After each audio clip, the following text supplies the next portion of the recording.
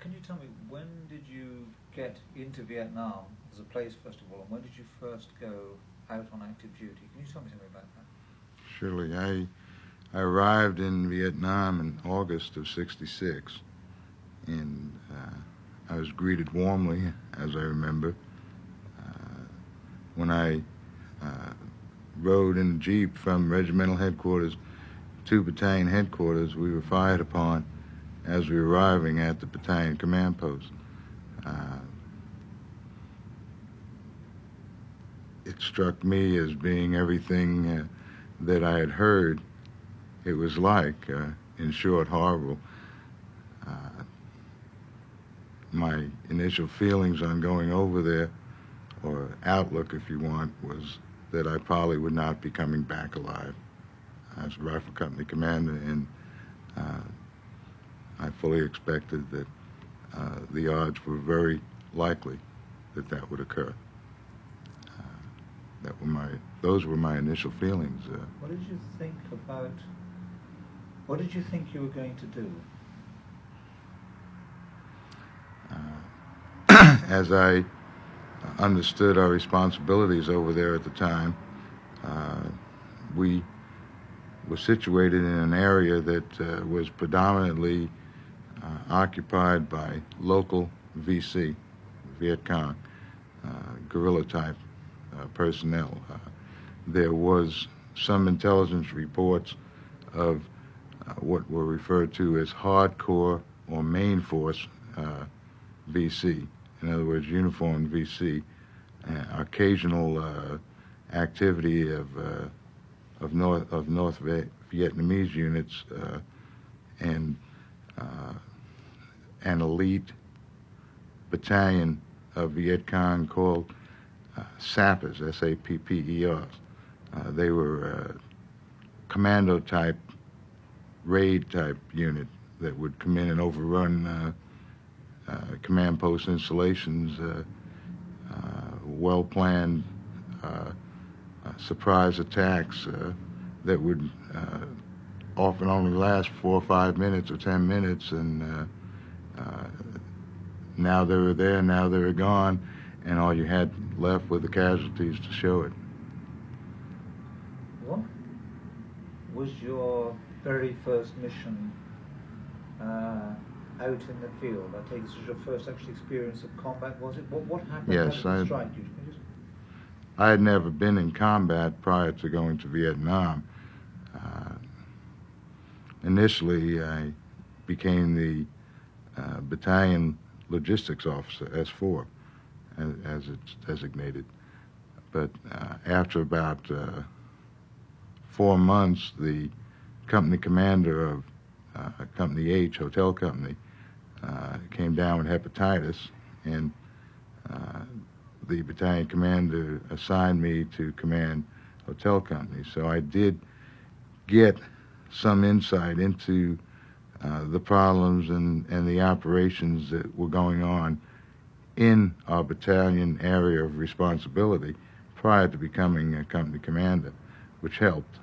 I could see the problems from logistic end as well as from the combat end. But I took over Hotel Company sometime prior to Christmas in December of 1966. Can you remember your first mission out in the field with them? Did that stick in your mind or not? I remember one mission. We had heavy rains that winter, and all the paddies were flooded. And there was a town to the north of an artillery battery where we were stationed that was known to harbor VC. Sometime earlier, several months prior, this Sapper battalion that I mentioned had overrun and annihilated an entire Marine platoon. We decided to send a highly skilled ambush patrol into that village in the most unorthodox fashion. Handpicked myself and another lieutenant and several NCOs in the company. We had a 7-man group that we ferried in a rubber raft to the perimeter of the town, over the flooded paddies, where we correctly suspected they would never think of having lookouts watching for somebody to come. The rubber raft deposited us and then withdrew, allowing us to work our way around the tree line which was, they had barbed wire all around the tree line perimeter of the village. We slowly worked our way around looking for a place to slip through and get into the village. At one point, as we were following the perimeter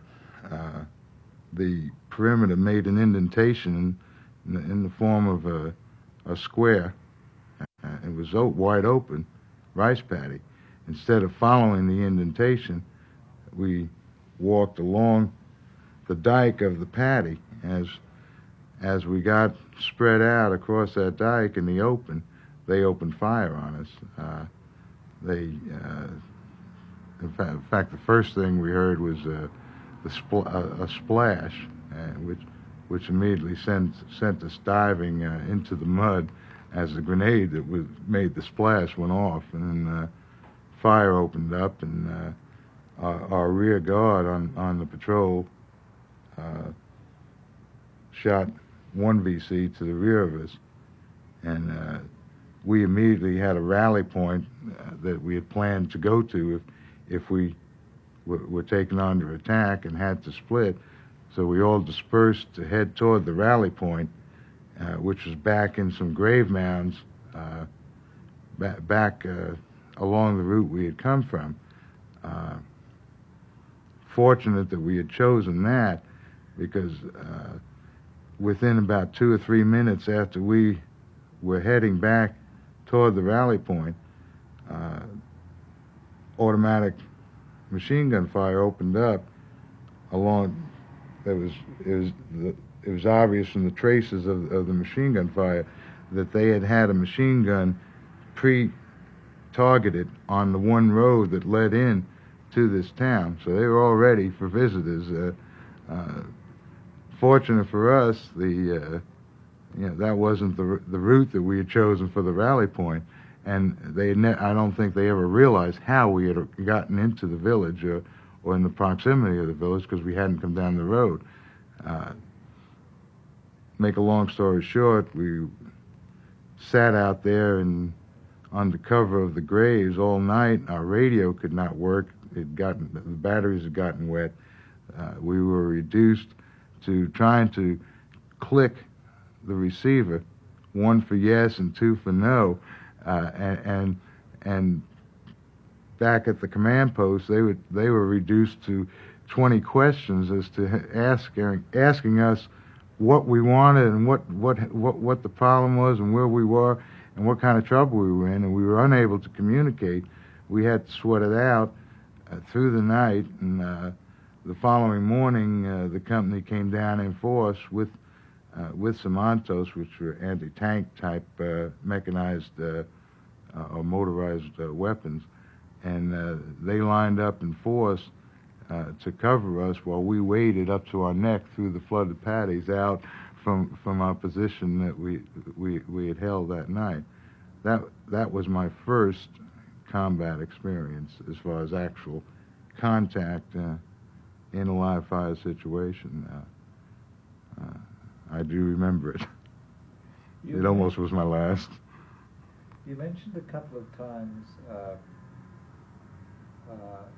that you were in an area which was pretty strongly VC.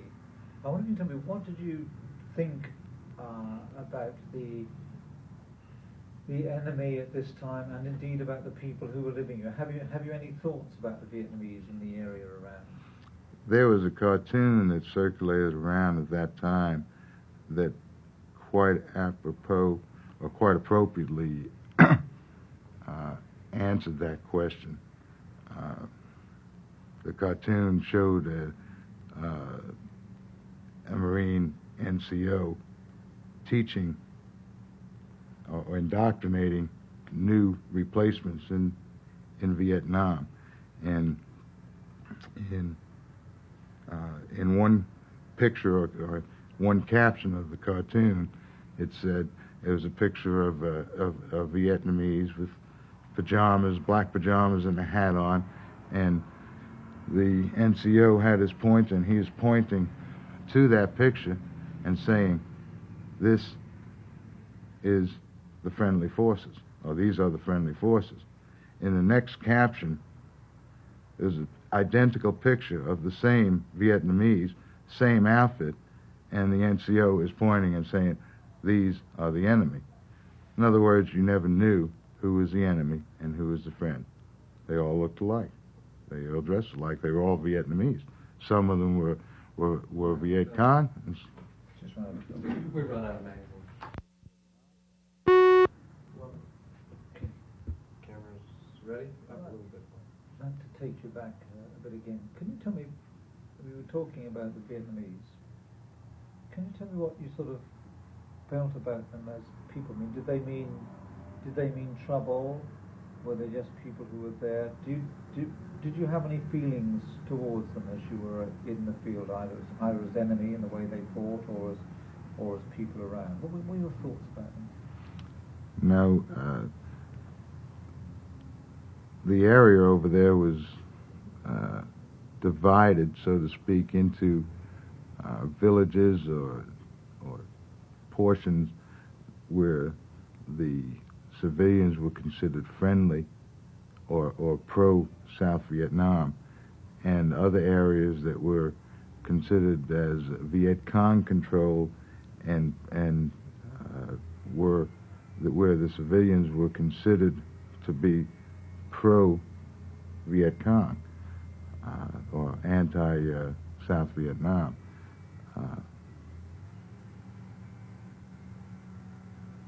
Depending on where you were, you had different outlooks as to what the situation was. For example, and this is hard for a civilian to understand, and maybe this is a little bit of philosophy, but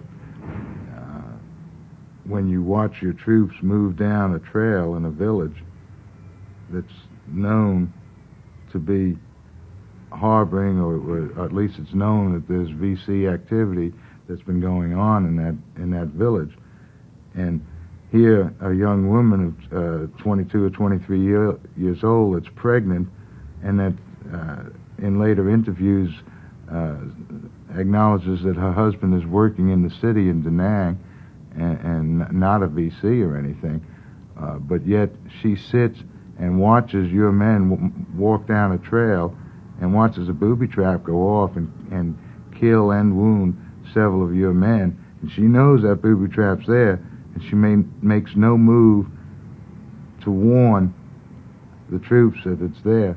Just may actually have been the one that has placed that booby trap there. Who is to say whether she is any less the enemy than the 12-year-old Vietnamese boy that's a VC that's in a ditch or a trench behind a tree line sniping at you and actually firing a weapon at you? Which one of these is more of an enemy? I could never answer. Were you aware then that you seem to be saying that you weren't dealing with a situation in which people normally look at a war in which you have two armies facing each other? I wonder if you could just sort of think more about that. It's not like the San Francisco 49ers on one side of the field and the Cincinnati Bengals on the other. It's just not like that. It's the enemy is all around you. 1 second you may be fired upon from the rear, the next second from straight ahead or either flank. You never know. And that was another frustrating situation that we endured over there. We were obliged to follow rules of engagement. These rules of engagement prevented us from firing unless we physically could see a weapon in the Viet Cong's hand. What this boils down to is we had to wait until they fired upon us before we engaged in virtually every situation. This is extremely. How would you like to be a walking target 24 hours a day? Not to mention not knowing whether your next step was going to be your last because you're going to be stepping on a mine or a booby trap whenever you were operating, wherever you walked, wherever you went. The main road into the battalion CP had to be cleared every morning with engineers and mine detectors before we could allow a vehicle to leave the command post to head up toward Da Nang or the regiment or anywhere. We lost a lot of engineers. We lost a lot of vehicles. From mines, the VC would come in and plant on the roads during the night. It's a very, very frustrating and harrowing war.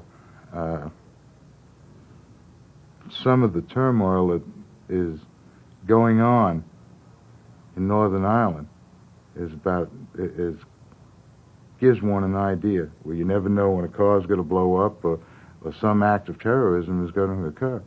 This is what it was all about over in Vietnam, except you didn't have streets that they were fighting on. It was rice paddies and jungle and bamboo and huts and rivers and you name it. There's more countryside, but that same kind of terrorism and guerrilla activity. That's the way a guerrilla war goes. It's not conventional. You don't know that he's out there and you're here. All you know is you're here, and he's here, there, and everywhere.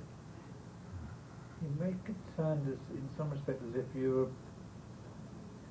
are actually in, and you must tell me whether I'm putting words into your mouth because I don't want to do so, that you're also making it sound almost as if you're in enemy territory, and in fact you are surrounded by enemy, as opposed to actually being troops going out and doing. Did you actually feel you were That's precisely what the situation was. Each battalion was assigned what we code worded as a TAOR, which stood for Tactical Area of Responsibility.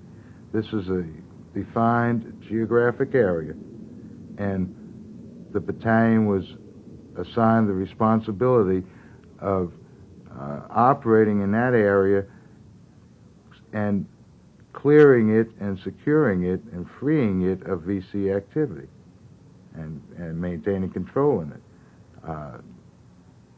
The battalion, each rifle or infantry battalion consisted of 4 rifle companies. So what each battalion would do is assign a quarter of its tactical area of responsibility as a company operating area to each of the 4 companies. And the company commanders, like myself, were responsible for planning activity in that area, patrol activity, ambush activity, search and destroy activity. In short, our mission was to find the VC that were operating in the area and destroy them or force them out of the area. This is said a whole lot easier than it was done. You used a term there which I'm sure you know the full meaning of, but I wonder whether most of the people who are viewing this is, what exactly was a search and destroy mission? It sounds quite horrific. What was it? As simply put as I can, a search and destroy mission meant going out into a particular operating area and normally in force, searching for known Viet Cong that were in that area, and if you were able to encounter them, destroying them, engaging them and killing them, because now you see them and you're in contact with them and they're the enemy. So you kill them. That's as simply as I can state what a search and destroy mission was. A lot of times you may be searching for tunnels or caves or bunkers. The Viet Cong had a propensity for quite intricate hiding places, and a lot of them involved tunnels and caves and whatnot that they dug underground. They were quite ingenious people. One of the things that was mentioned when we read the which adds, I think, a different element to what you were saying, is that they regarded, it seemed to them that the Marines went into villages and destroyed villages, and it wasn't just a question of destroying the BC, but you're actually destroying, and indeed many of the images that you see on the movies are houses burning or hooches burning or whatever. Is there anything you would want to say about that? That there were houses burned, there's no question. The controlling factor on that was difficult. And I'm talking about the position of a company commander. One of your units is moving through a particular village area, and even under orders not to burn any huts or anything, occasionally a hut was burned or a house was burned, and no one was going to say who did it. Again, I think one has to understand the sheer frustration of the situation over there. We just ran out. Okay, we're doing all right.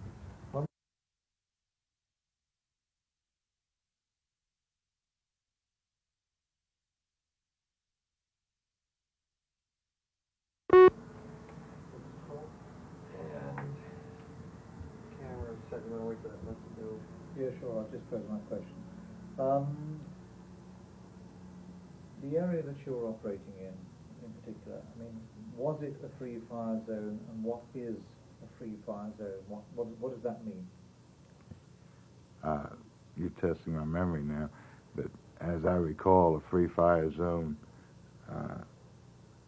was a term designated to an area that was known to be totally unfriendly, and generally any activity in that area is considered to be Viet Cong activity. If I recall, this also was an area that was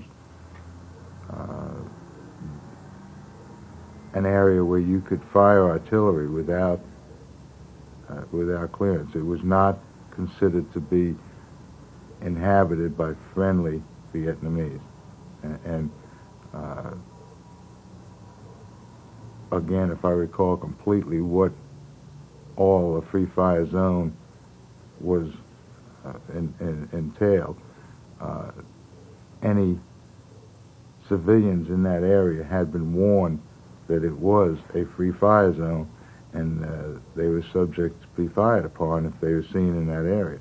In other words, stay out. It's off limits. If you're in there, you're considered VC, and you can be fired upon. It's just the same as there was a general curfew in effect at dark over there. Anywhere, if there were civilians moving out, or anything moved after dark anywhere, it could be fired upon, because no one was supposed to be out moving after dark. This is a free fire zone, as opposed to a zone where you might have VC activity and you might be fired upon at any given time, or encounter mines or booby traps, but it nevertheless was considered by higher headquarters to be friendly territory. This was incidentally cause for great frustration on the part of commanders over there.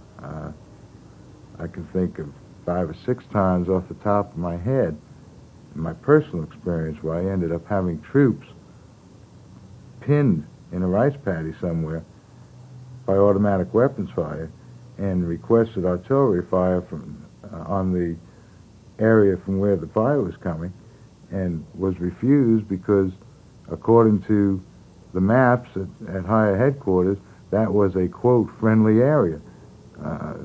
They couldn't convince me when I was pinned or had men pinned and I was taking casualties from the weapons fire that was coming from that so-called friendly area. But this is the case, and we were restricted as far as firing artillery or calling in close air support on that particular village that we were receiving fire from. As I say, I can remember 5 or 6 times that type of situation occurred with my company. I'm sure it was commonplace with everyone else that commanded over there, at least throughout our area of operations. You were talking about free fire zones. It sounds to me to be a very difficult thing to actually put into effect. I mean, for example, how would normally an area be warned that it was regarded as unfriendly or that should clear them with the psychological warfare ways? But was it expected that people would just simply leave their villages and move away? How did that work out in practice?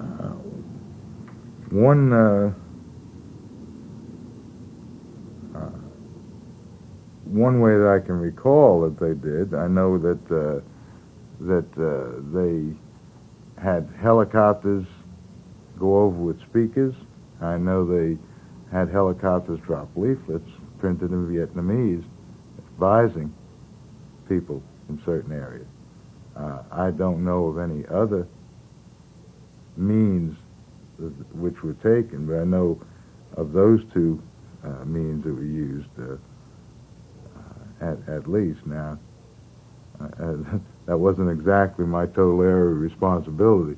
I was told this is a free fire zone, this is not, and I had enough to worry about without worrying about why one was and why another wasn't. That wasn't my area of concern.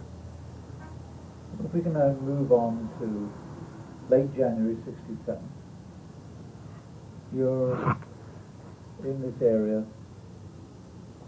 the Thuy Bo complex, Dientow complex, call it what you will. You're about to mount, I believe, a mission to clear a couple of dozen odd known BC forces. I wonder, first of all, you could tell me how you came to be there, whether the area was a free fire zone, and just then go through the sequence of events. Just take yourself back to the end of January in this whole area. The area that we're talking about is a place called Dong Lien. It was a free fire zone. Our operating area itself was crisscrossed by quite a number of rivers. These rivers were deep, usually quite narrow. There weren't, I don't think any of them were more than 15 to 20 yards wide, 30 yards wide at the most. But they were deep and they were quite swift.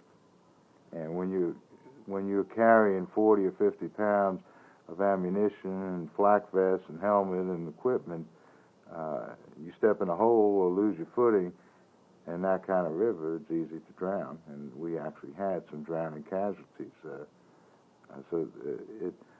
What I'm leading up to is quite simply, it was a difficult terrain to navigate. You constantly had geographical problems. This one particular town called Dong Lien was nestled in more or less of an intersection of rivers. There were 3 rivers that, if you can visualize the letter H and then turn that H over on its side, in one of the pockets of that H, or that sideward H, lay the city or the little town of Dong Lien, and that was a known hotbed or camp out, you might say, of the local BC. It was so difficult to reach. It was bordered on the west by about 1,000 meters of open rice paddy, and on the other three sides it was bordered by river. So it was very difficult for somebody to approach and get into that village without the VC knowing and taking an easy escape route. We planned a detailed two-company operation involving a golf company of the 2nd Battalion, 1st Marines, and hotel company, which I commanded. I was put in charge of the operation as a senior company commander. What we did, golf company formed a blocking position along the axis of the H. One platoon from my company moved in on the north side of the river, across the river from the town, to block up there. My command group and one of the other platoons from my company crossed in the dark of night in a little rowboat. We actually set up a ferry line, and actually 2 or 3 men at a time went across in the boat and slid across the southern portion of the town, blocking there. The plan was for the remaining platoon of my company to come across the river out to the west and seal off on that open paddy area. And once we had it completely encircled or surrounded, then we were going to sweep through it, searching and destroying what VC we found, searching out the VC in the village and destroying them. Everything went according to plan, except the lookouts that the VC that were in the village had encountered or heard the 3rd platoon, which is to seal off that western end where the paddies were, before they could get across. They fired warning shots.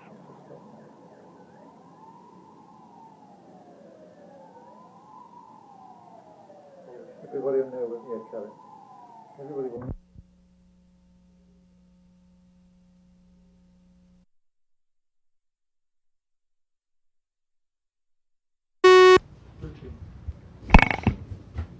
Kelly, you were telling me about this operation. I gather it's a perfectly ordinary clearance operation. I don't think it's even got a special name or anything. It's just an operation. No, it is strictly a small-scale operation.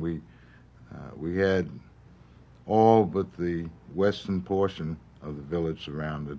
As we started to surround the western portion, lookouts fired warning shots, and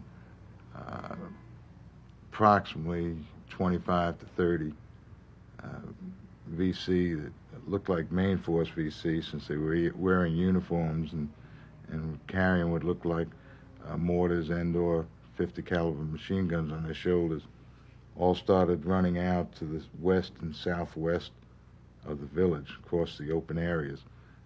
The left flank of the 2nd platoon, which is on the extreme southwestern corner of the village, sighted them and engaged them, fired a machine gun at them.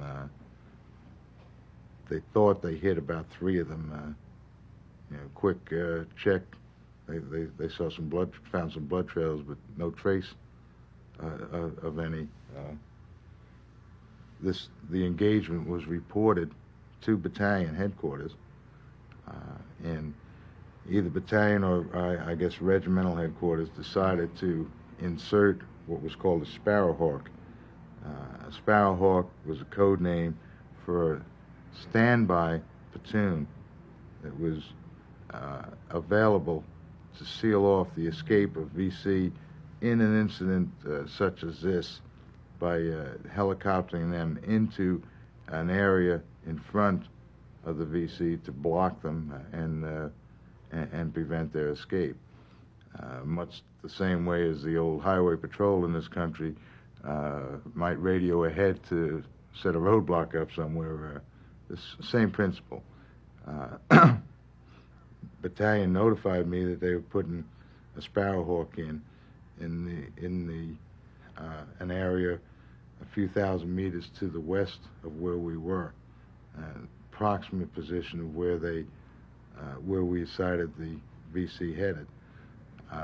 At the same time, battalion advised me that a platoon from the 1st Battalion, 1st Marines, was operating to the southwest of us, and they were being given, I was being given operation control of that platoon, again, in an effort to seal off the escape that had taken place. This in fact occurred. The platoon that was the Sparrowhawk platoon landed in an area out to the northwest of where we were, and immediately were taken under fire by VC and started sustaining heavy casualties. They couldn't even get to their casualties without taking more casualties. They tried to crawl out and get one of the men that were hit, and that man would get hit. The initial plan had been to box in the area and just make it a bigger sweep area, but this plan had to be aborted because of the critical nature or the critical position that the Sparrowhawk platoon was in. Meanwhile, I had joined up with the 3rd platoon in my company, and I advised the company commander of Golf Company to take control of my other platoon, which was still on the other side of the river, and trace behind me or follow up behind me. I was going to take the 2 platoons that were with me and head out to link up with that Sparrowhawk platoon because they were in serious trouble. The casualties were continuing to mount. All these casualties coming from these 25, 30 odd men? These the people or more. You know, this is a known, this whole area. Just cut it, sorry. You want me to cut? Yeah, I might as well. It's really another bit. What was the scale of the operation at this stage? At this stage, we weren't sure. We had cited 25 or 30 VC, but we had no idea how much was out there. We did know that the Sparrowhawk platoon was under heavy fire. The platoon from the 1st Battalion that had been assigned to me to the southwest was also encountering fire. And as I started moving out with 2 platoons of hotel company that were with me, we reached the southwestern corner of this village that we had planned to search and destroy, and started receiving fire ourselves, sporadic and not, I guess you would call it moderate, small arms fire.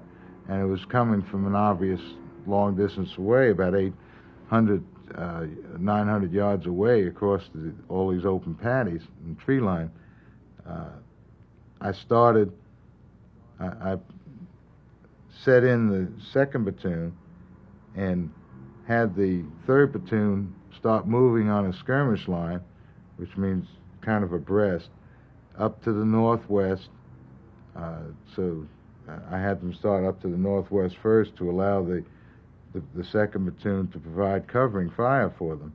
And I called in artillery support to fire on the tree line, which was in part of the free fire zone, and neutralize this fire, anticipating that by the time the artillery forward observer with me had zeroed in on the target, my 3rd platoon would be about halfway across those open paddies, still out of range of the effect of the artillery fire, but close enough to make a final assault on that tree line once we lifted the artillery barrage. Everything went just according to my visualization until we reached the point where the platoon was about 300 or 400 yards away from the tree line, and artillery had zeroed in on the target. But once we requested the barrage, we received a check all fire in area, because on the line between where the guns were firing from and the target, there was an emergency medevac helicopter circling, trying to get in to get some of the casualties out from this platoon. So we, with that helicopter on the target line, they automatically checked fire or ceased fire of any sort in the way of artillery support. This was, well, this was disconcerting to say the least, but I was committed, so I decided on the spot to remain committed and continue pressing in, just covering fire from the 2nd Platoon down the southwest corner of the village. The lead squad of that 3rd Platoon got about 100 to 150 meters from the tree line, and fire increased from the tree line directly to their front, and they also started receiving fire from both their flanks. They were in a horseshoe, what we call a horseshoe defense or horseshoe ambush, that was quite commonly used by the Viet Cong over there.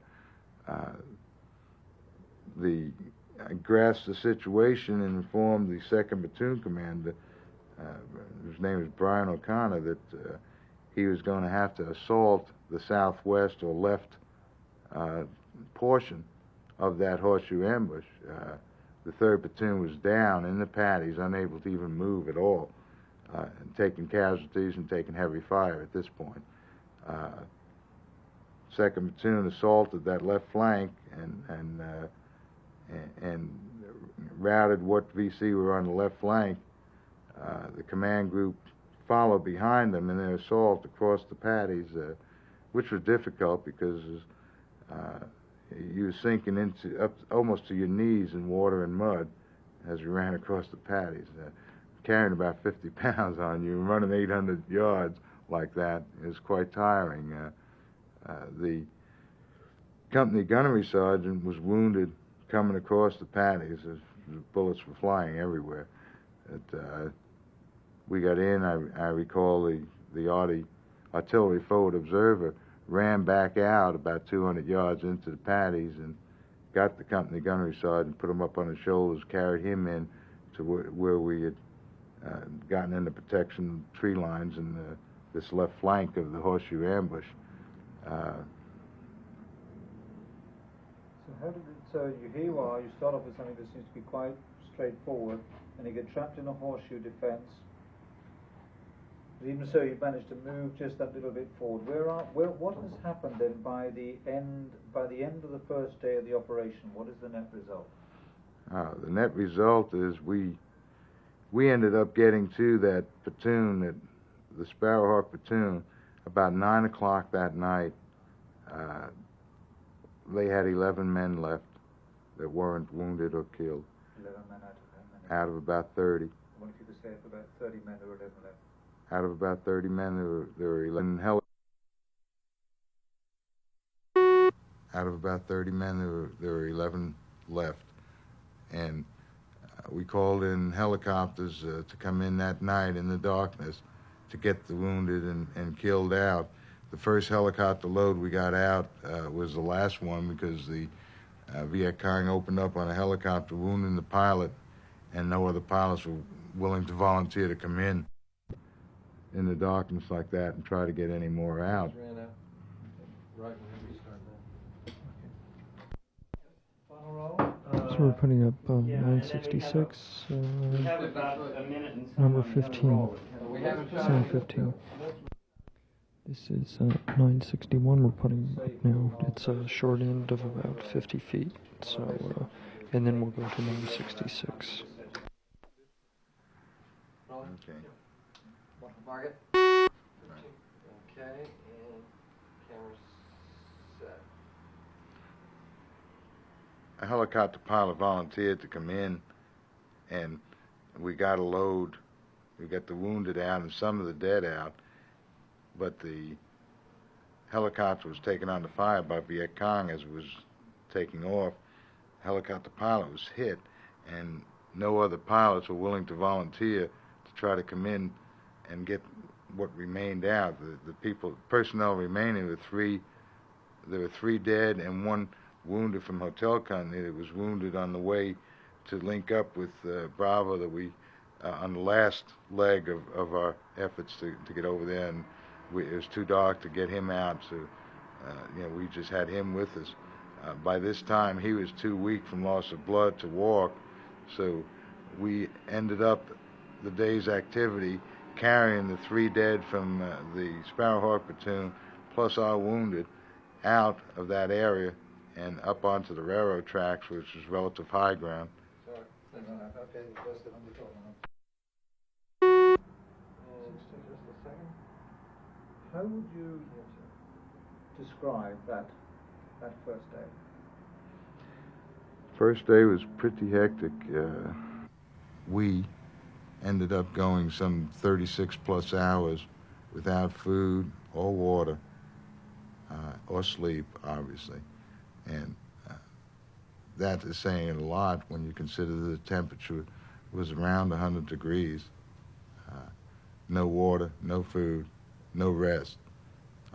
We were pretty tired Marines at the end of that first day, which was probably almost dawn the next day, because the operation had actually started around midnight the night before. We started moving out of battalion command post around midnight to get in position by 6 the following morning. The second day and third day of this 3-day operation that started with what appeared to be a simple search and destroy mission were not particularly eventful. They were more or less mopping up, it was more or less a time of mopping up and winding down the operation. The second day, we remained on those railroad tracks while Golf Company continued through and swept into our positions to make sure that there weren't any VC remaining in the area between the railroad tracks and Golf Company. The afternoon of the second day, both companies, with the battalion command group out in the field with us at this point, moved down to the southeast, down in the area just south of the village that we originally were going to surround and search and destroy. The following morning, The following morning, and on day 3. Day 3, we're on. We swept through to the west from that where we stopped the night before. I think we encountered 1 or 2 VC, a couple of booby traps and whatnot. Nothing other than extremely light activity. Golf Company was up blocking on the railroad tracks, and by this point we were far south of La Jolla, where the Sparrowhawk platoon was, probably about 2 miles south, and there were 2 villages there that the battalion wanted swept and searched to see if there were any remaining VC in there. We swept through the first village, which I remember had particularly heavy undergrowth. It was very difficult to move through that village. We actually were moving through single file in 3 different columns, and the command group was behind a squad of the 1st platoon in the center, and the 2nd platoon of the company was tracing behind the command group. We had the easiest route through the village as we checked for any activity. We saw no signs of anybody, civilian, Viet Cong, or otherwise, as we moved through the village. We were the first, the squad that we were behind and the command group were the first ones to get to the western edge of the village.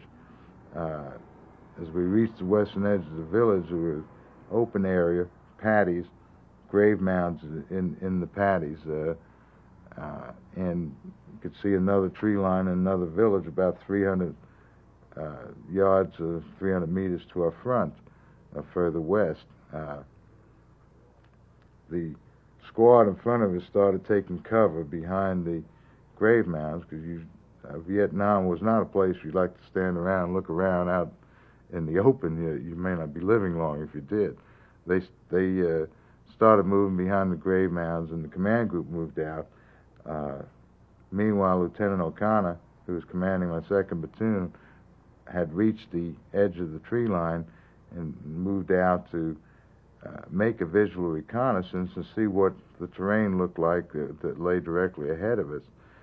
He had just turned around and was starting to move back to join his platoon when automatic weapons fire opened up from the village, and this was about 10 to 15 seconds after the word was passed back that they had noticed some movement in the village ahead of us.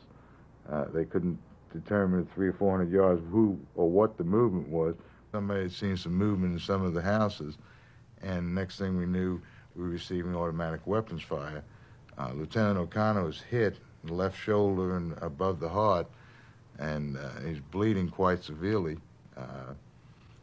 I remember sloshing back to where he went down with the company corpsman, and we started returning fire and providing a covering base of fire, calling artillery in, and scheduled an emergency medevac helicopter to come in and get Lieutenant O'Connor out.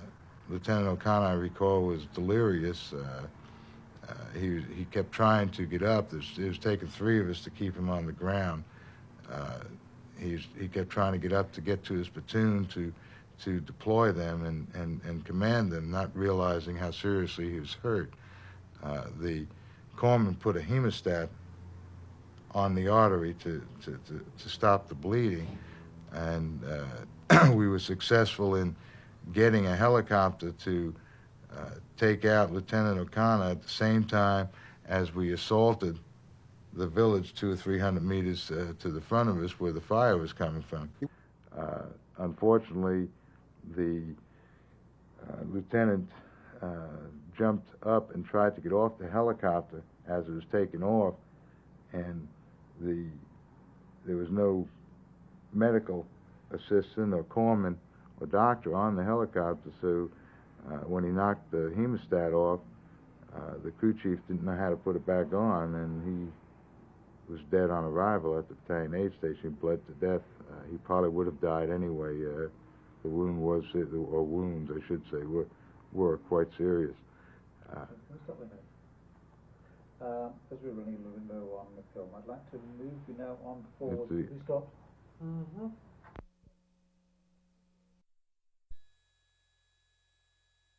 This is Sunroll 2931, Vietnam Program 7, camera roll 966 is up, 7.5 IPS, 60 cycles, 24 frames. Today's the 25th of January 1982.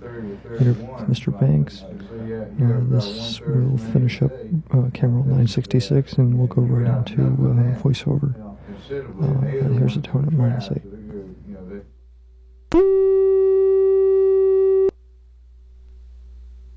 We're just on wild track now, so you don't have Right, yeah, we're starting out voiceover, and then we'll roll, and then we'll go back to voiceover. I think Bradley's given you most of the details before, but I'll go through it again. Whilst we were in Vietnam, they kept saying to us that there wasn't one My Lai, there were hundreds of My Lais. To which my reply was, well, if that is the case, take us somewhere. And they ended up by taking us to the village of Thuy Bo. And when we got to Thuy Bo, we were there for only a morning. I hadn't seen, neither my crew, seen any of the people there. The chairman of the village met us and said that what had happened there on January the 31st, 1967, and I'll quote here just so there's no, was that on January 31st, a battalion of Marines, US Marines, swept through this village.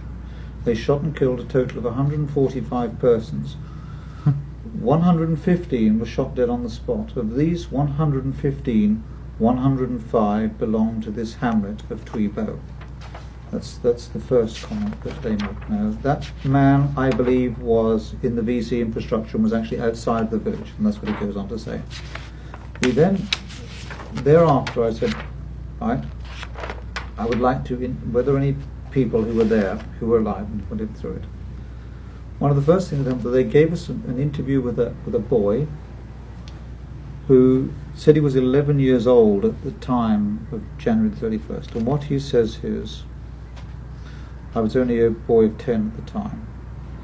I was really afraid and ran back with a number of friends. There was artillery shells. In my house that time there were only women and children. We were only women and children, etc., etc. The Marines come in. They shut off the ears of some people, and then they shot at them, causing their guts to burst all over the place. They asked us about the VC, and we said we didn't know what the VC was, so they shot at us. They killed all the domestic animals. Various other charges. The boy then claims that his whole family was killed. I'm telling you, this is all on film. That his whole family was killed, and he was in with a pile of corpses, and he went out, and he showed us a wound on his arm, and he has various allegations that of brutalities against women and kids, very quickly done. There's another woman aged 43. Basically, there are six Vietnamese who basically claim that what happened on that day was that the Marines came in and systematically destroyed everyone who was there, and that the only people who survived by accident. And it's in that background I wonder if you could describe yourself the events as far as you were concerned of going through that village and what went on. So if the camera could roll. Okay.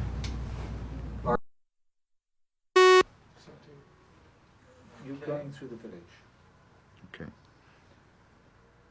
We started assaulting the village 200 or 300 meters to the front at the same time as the emergency medevac helicopter carried Lieutenant O'Connor away.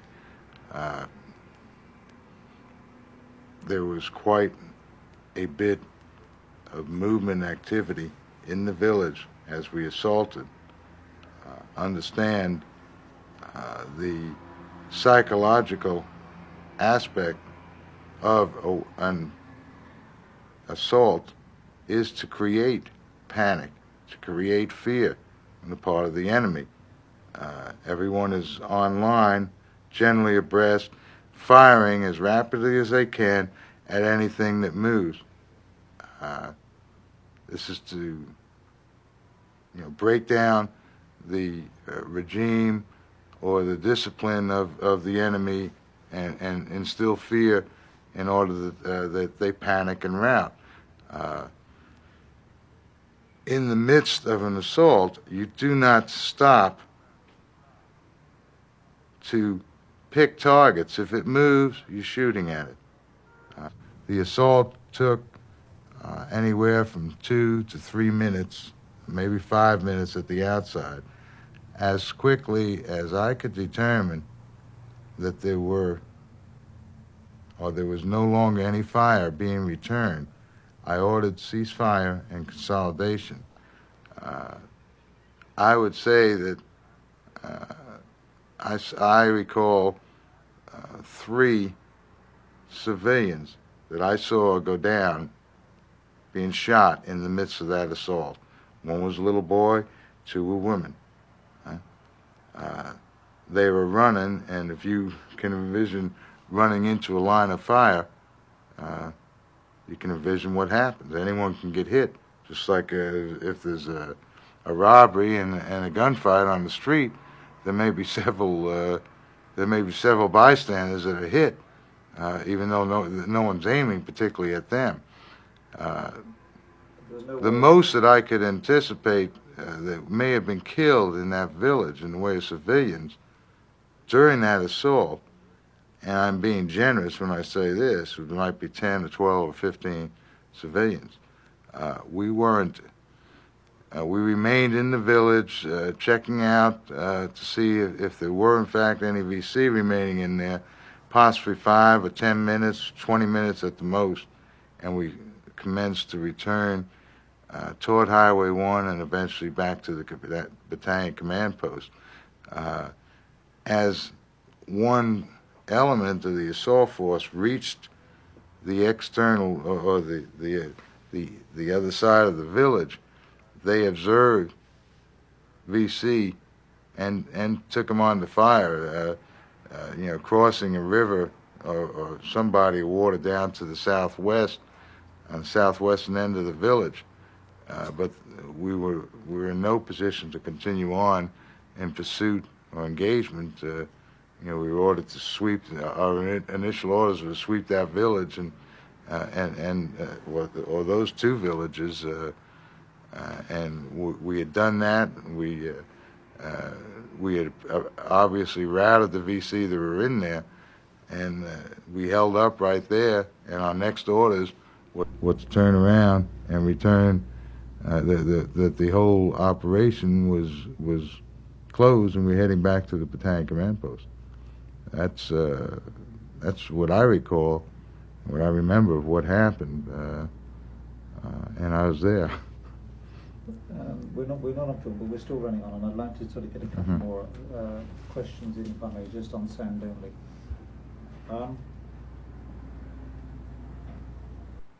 Why was it that you were in the village such a short period of time? Did you do a search and destroy job on it, or did you just decide there was nothing there to worry about, or what? It seems, given all of this that's going on, you've lost a man on the outskirts, and yet here you're saying you went through a village in, say 15 minutes. It seems very fast to an outsider. I mean, please explain. I'm not. That's not very fast. We did not do we did not do what you'd call a thorough search of a village. In other words, digging around and probing around for tunnels and secret caves or anything like that. 15 minutes is quite a lengthy time to search every house in the village. When we talk about a village, we are talking about not villages as we understand of 5,000 or 10,000 population. We are talking about a cluster of anywhere from 8 to 10 houses, little. And when I say houses, I'm talking about one room, little straw, tin roof and straw hut, or maybe a straw roof houses, and built to bamboo. Nothing fancy. 1 or 2 room houses, and there may be half a dozen of them at the most, or 10 or 12 in a given ville. It's not it's not a lengthy operation unless you're in there, on a thorough search and mission where you would be actually digging and probing and trying to find tunnels and everything. Otherwise, it's just like searching this room or searching 5 or 6 buildings, 1-story buildings. How long does it take to search them and check the bushes and check all around and see who's remaining and see what's in there? It does 15, 20 minutes is plenty of time. And I'm not. Right. Yeah, I'm going from memory as to how long. I'm guessing it was about 15 to 20 minutes. It might have been 30 minutes. It might have been 10 minutes. I do recall that it wasn't long. Because we turned around and got word we're heading back. We have been talking, though, not on film, and you're the first person in the US that I've spoken to on film about this. And we have spoken to a whole variety of men, both involved in that whole operation, and your men in Team 2 and in 3 and 1. Some of the men, it's fair to say, do remember the incident as being one of the more nasty ones that they were engaged in, to put it no more than that. others that we talked to, basically it is of no more significance than the significance of the event in which you've just described. However, a couple of them, and I'd like this to be recorded so that your answer can be recorded now, a couple of them have intimated that as far as they were concerned, the instructions that they were given was that everybody in the village was to be destroyed. Now, would that be misinterpretation, not so, or that, in other words, one of the guys said, well, you know, the instructions were quite clear. We were to go in and we were to destroy anybody who was in the village. Now, would that be a fair summation of the orders as you conceived them? No, I never in my life gave anything inferring any such type of action, or even intimating in any way that that was to be done.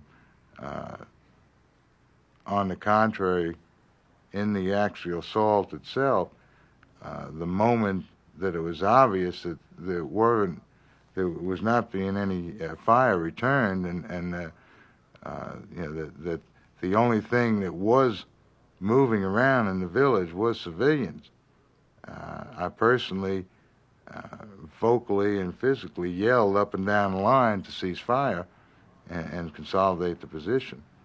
Okay. I am not saying that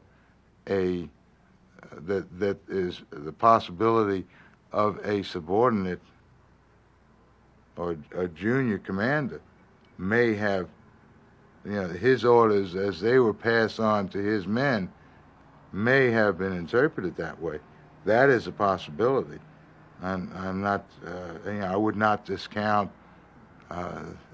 that having occurred, although I doubt that it occurred, but I would not discount that possibility. I might add one other thing that I think is relevant concerning discussion we had as to Vietnamese allegations that a lot of civilians was killed.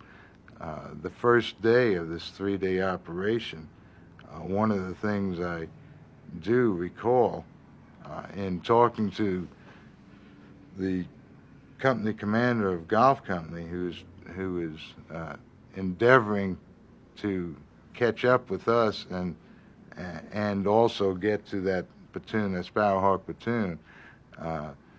He came up and alerted me on the radio that the Viet Cong were using civilians as shields and trying to slow his movement. Both he and the first platoon commander of the hotel company, first platoon commander, reported that to me while we were down on the southwestern end, that the Viet Cong were firing from behind civilians, using them as shields. I don't know how many civilians were killed. I told them to keep moving. Yeah. I mean, this is a sideways question, so I don't feel you have to answer it. The men that you had with you at the time, good, experienced soldiers, good soldiers, anything special about them? They were good Marines. They're exceptionally dedicated Marines, and you know, there's no question that some of them you know, had lost some people that they considered they were very close to.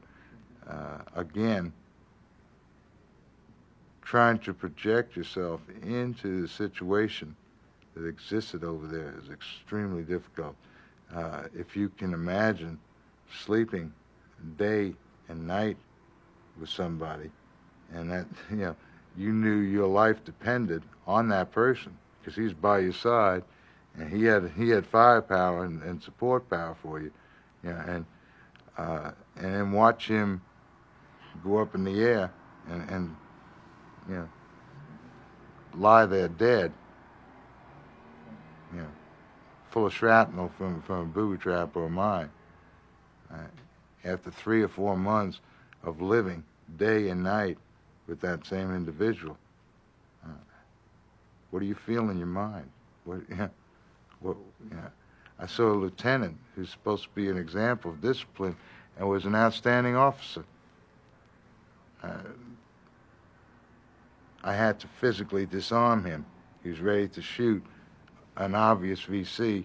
He was a VC suspect, but he had fresh bleeding wounds from an area where we was receiving harassment from the night before, and where one of the men in this lieutenant's platoon was killed. He wanted to kill this VC right on the spot in frustration and anger over the loss of his man. I had to disarm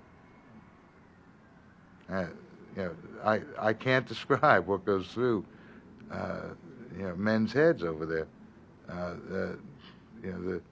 The sheer frustration and furor at the atrocities that and the disasters and calamities that these men experienced, part of their comrades and themselves. Is there, because we're recording, I'm supposed to, is there anything that you feel that you, I mean, I think we've been through pretty fully the day, and I mean, you're fully aware of the sort of the things that have been said.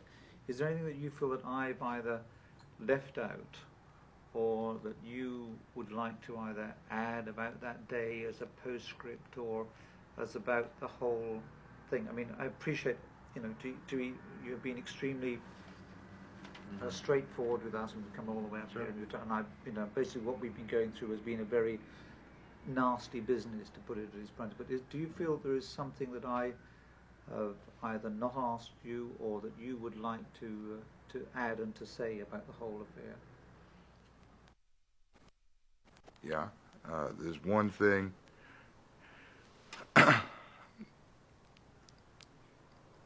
There's definitely one thing